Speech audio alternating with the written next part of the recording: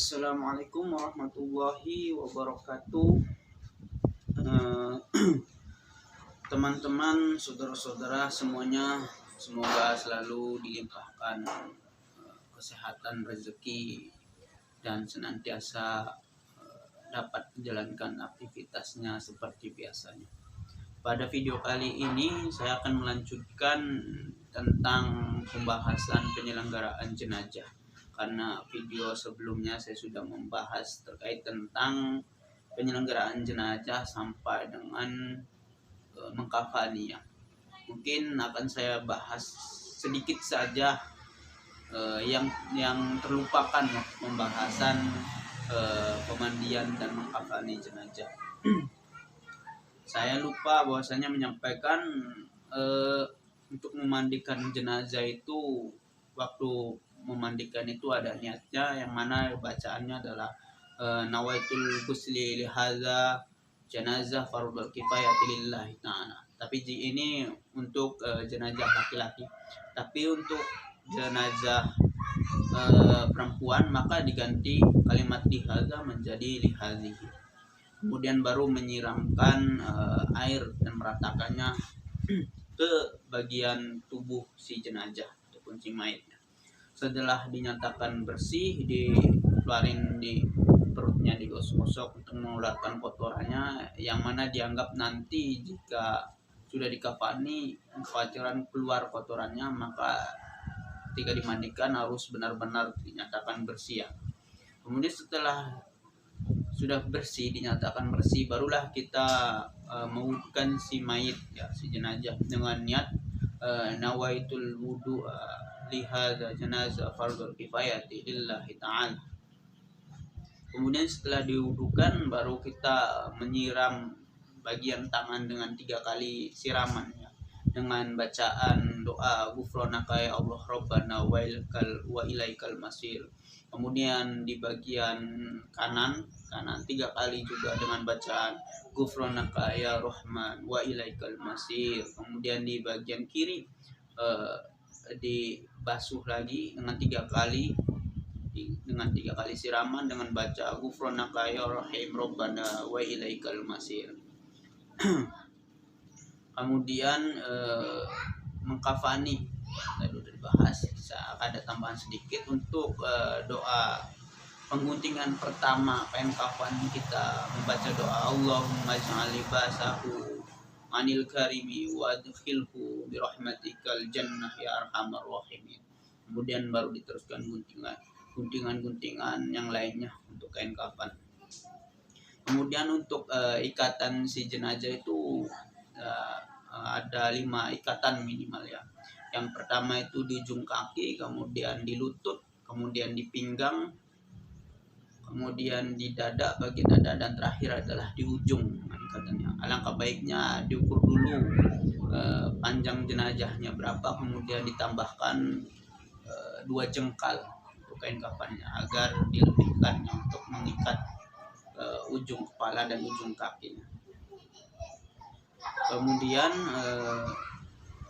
setelah selesai di kafani ya, tentu tahap selanjutnya, fardu kifayah selanjutnya adalah menyolatkan. Setelah sudah terbungkus si mayit, maka dibentangkanlah si mayit dengan posisi kepala ke arah utara, kanan masjid, dan kaki ke arah selatan, arah kiri masjid.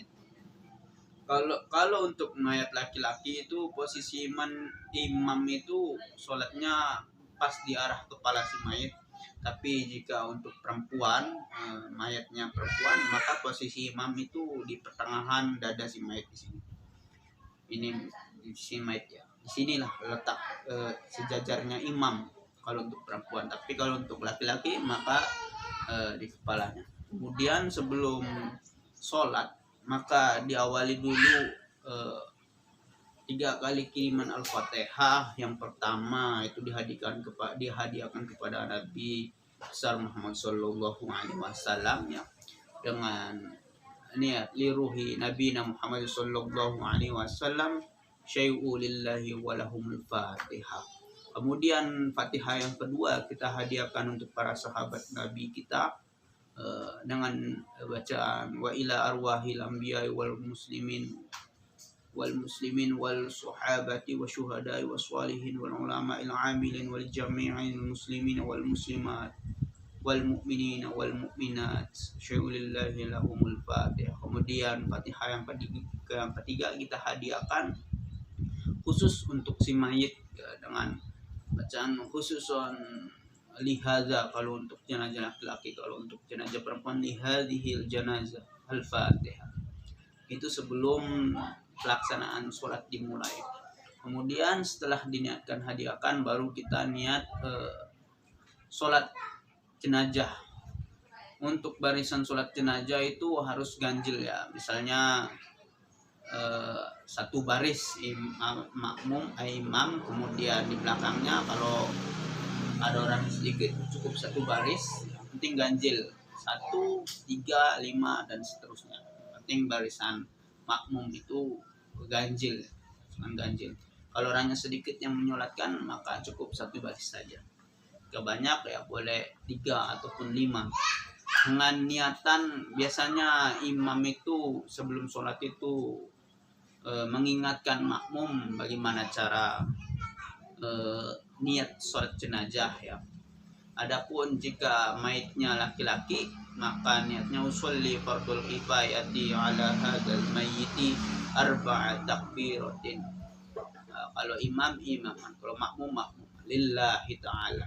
Tapi kalau untuk perempuan niatnya maka diganti hadza menjadi hadhihi dengan bacaan usolli fardul kifayati ala hadhil mayyitati arba'a takbiratin lillahi ta'ala.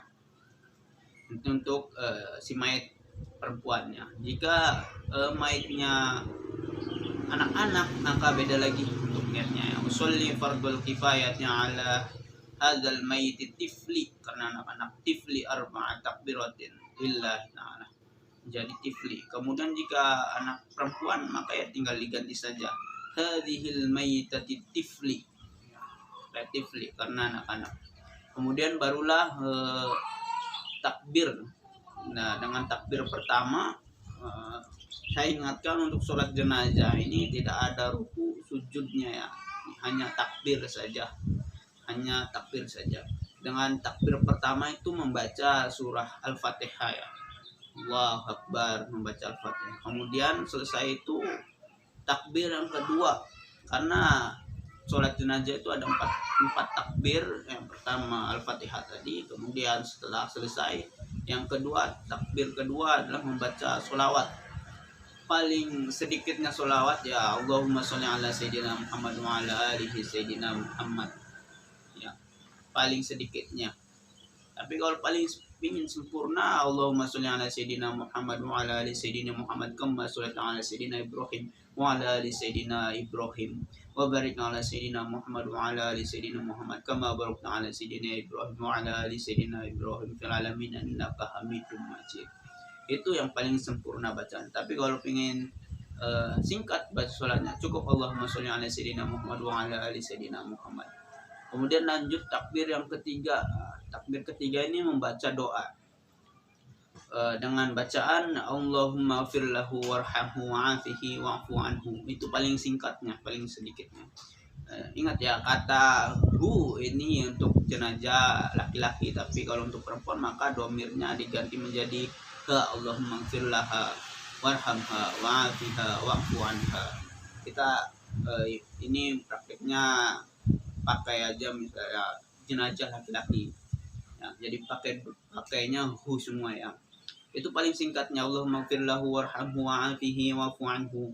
Tapi jika ingin sempurna maka boleh dipanjangkan bacaannya, disempurnakan bacaannya, jangan ditambahkan wa akrim nuzuluhu wa wasi'na madkhalahu wa ghuslihu bil ma'i wasalji wal baradi wa naqihi minal khotoya kama naqtawabul abyad minan danas wa adkhilhu zara khair min zarihi wa ahlan khair min ahlihi wa zawjan khair min zawjihi wa qihi fitnatul qabri wa azaban nar dengan bacaan itu paling sempurnanya. tapi jika kepanjangan boleh tadi sedikit saja. Kemudian kemudian dengan takbir selanjutnya itu takbir keempat, yaitu membaca doa lagi dengan bacaan Allahumma la tahrimna ajrahu wala taftina ba'dahu waghfir lana wa lahu wal ikhwanina alladziina sabaquna bil iman wa la taj'al fi qulubina ghillan lil ladziina amanu rabbana innaka ra'ufur rahim. Itu membaca doanya. Ada 4 takbir. Yang takbir kedua sholawat boleh disingkat, dan yang ketiga juga baca doa boleh juga disingkat, tapi lebih sempurnanya tadi ya dengan sempurna. Tapi kadang imam terlalu cepat untuk membaca, jadi kadang makmum hanya mengikuti saja apa yang dinyatakan oleh imam, simpelnya seperti itu ya.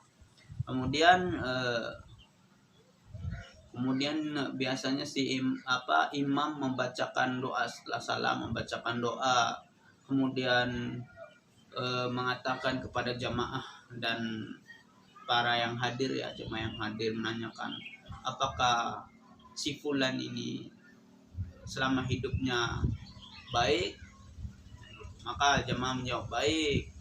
Apakah si fulan ini ibadahnya baik, jemaah biasanya menjawab baik. Kemudian si imam juga mengatakan bahwasanya jika ada misalnya sangkut paut utang piutang, maka untuk menghubungi pihak dari keluarga, jika ada yang mengikhlaskan, diikhlaskan. Jika ingin diberesin ataupun dilunasin hutangnya, maka untuk menghubungi pihak keluarga. Agar apa? Karena sifatnya hutang itu sampai nanti dibawa ke akhirat nanti ya. Jadi bukan hanya selesai udah meninggal selesai hutang piutang.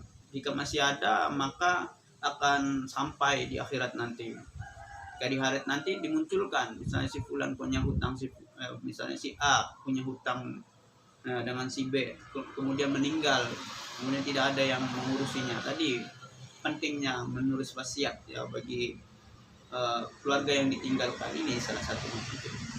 Jika nanti di akhirat nanti si B akan menagih hutang si A. Wahai si A, kau mempunyai hutang sekian, bayar hutangmu sekarang. Nanti di akhirat nanti akan muncul, misalnya dia hutang uang 50 juta misalnya. Nanti di akhirat nanti akan muncul uang 50 juta untuk dikembalikan si B, tapi si B tidak menerimanya. Kenapa? Karena ketika sudah di akhirat, semuanya tidak dibutuhkan lagi materi, mobil, motor, jabatan, uang. Walaupun di sana dimunculkan uang itu 50 juta, kemudian diberikannya, si B menolak. Saya sudah di akhirat, saya tidak membutuhkan uang. Lantas memintanya apa? Bagaimana? Kalau tidak bisa membayar, maka dia akan meminta amalan kebaikan si A. Jadi dikurangilah amalan si A itu dan diberikan kepada si B. Lantas jika tidak punya amalan si A-nya, tidak punya sama sekali amalan kebaikannya, maka si B amalan keburukannya diberikan kepada si A. Jadi jika tidak mempunyai amalan kebaikan, maka amalan keburukan si B akan dikurangi dan ditambahkan ke si A. Maka pentingnya membayar hutang itu sebelum kita meninggal. Makanya tadi penting menuliskan wasiat, beritahu kepada sanak saudara bahwasanya punya hutang sekian diberitahukan agar nanti dilunasi. Kemudian setelah diselesaikan penyolatan penyelenggaraan, kemudian lanjut ke tahap yang keempat yaitu menguburkan mayit dengan artian menguburkan si mayit ini sekurang-kurang kedalamannya itu sampai sekiranya tidak tercium baunya, bau busuknya si mayit ini tidak tercium dan tidak bisa digali oleh binatang buas, sekurang-kurangnya kedalaman kuburan itu. Dan saya mengingatkan lagi pada umumnya ada banyak yang menyebutkan bahwasanya liang lahat, tapi dalam pengetahuan saya penggali kuburan itu ada banyak macamnya. Saya gambarkan aja. Untuk yang namanya liang lahat, sepengetahuan saya yang saya pelajari adalah seperti ini bentuknya. Ini galian tanah sudah kedalaman sini, kemudian di pinggirnya ada kayak gini. Ini yang namanya liang lahat. Maaf, gambarnya agak jelek ya.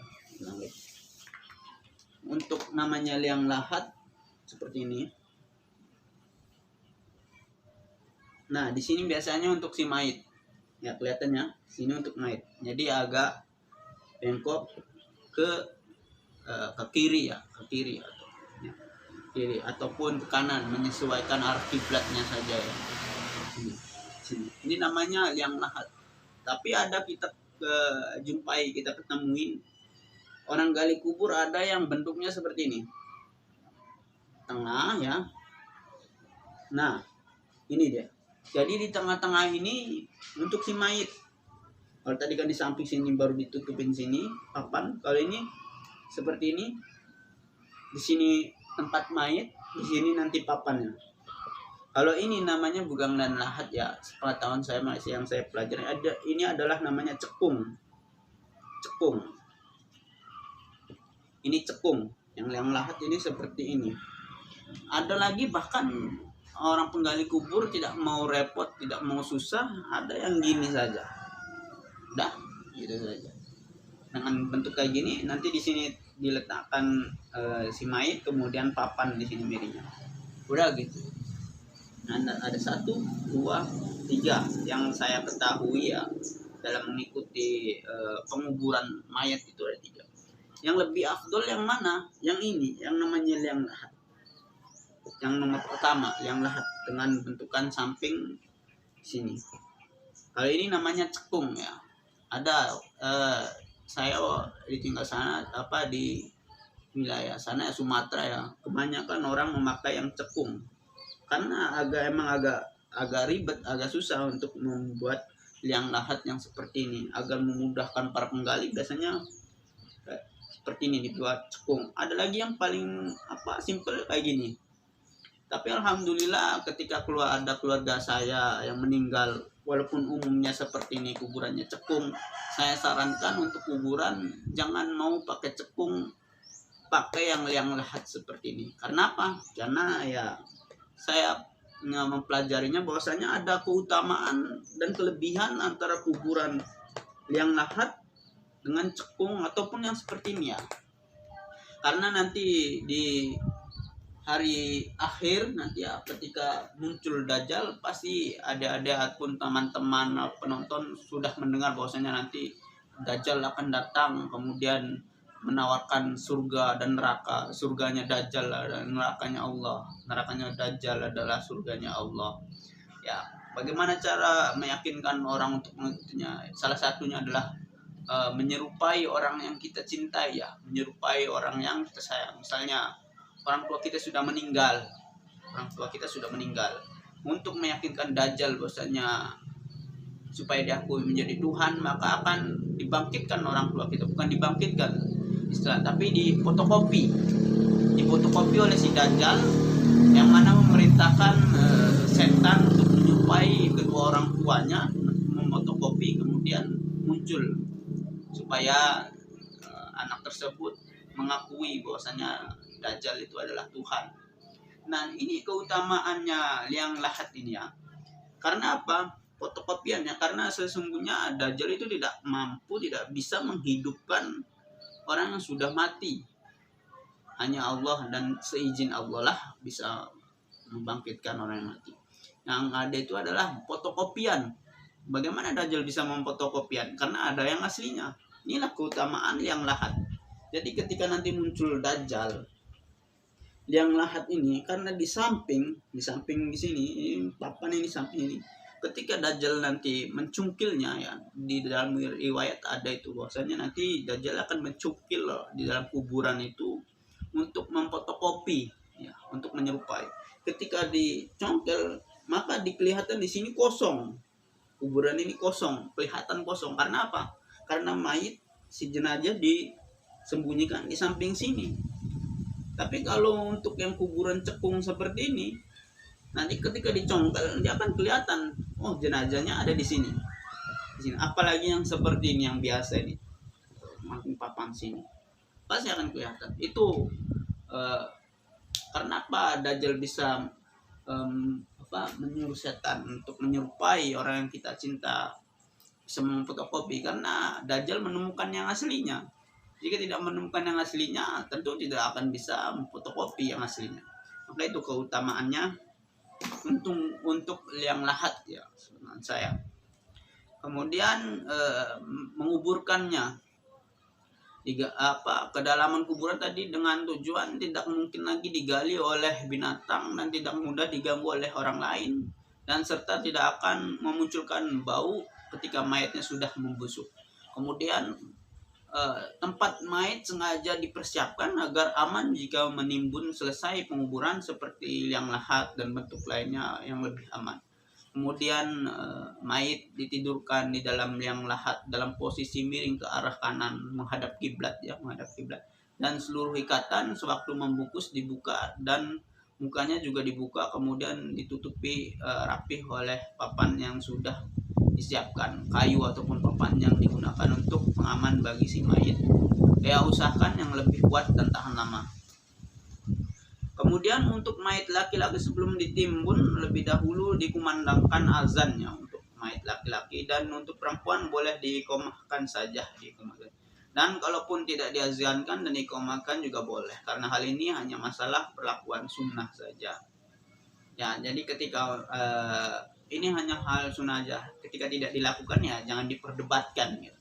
Tapi jika mengikuti sunnah ya nggak apa-apa. Untuk jenazah laki-laki itu boleh diazankan telinga kanannya dan diikomatkan telinga kirinya, sebagaimana kita ketika baru lahir ya. Ketika baru lahir kita diazankan dengan niatan tadi mendengar awalan yang baik. Begitu juga dengan ketika kita sudah wafat ya, dikuburkan. Sebelum dikuburkan sunnahnya lebih baiknya dikumandangkan azan sebelah kanan, kemudian dikomatkan sebelah kiri ya, untuk jenazah laki-laki. Tapi untuk jenazah perempuan cukup diikomahkan saja ya. Hal ini hanya sunnah ya, tidak harus. Jadi ketika tidak dilakukan ya nggak apa-apa, tapi alangkah baiknya kita mengajukan untuk sunnah. Dengan ikoma tidak hayya ala sholah ya, diganti dengan kalimat hayya ala sholah, itu diganti karena sudah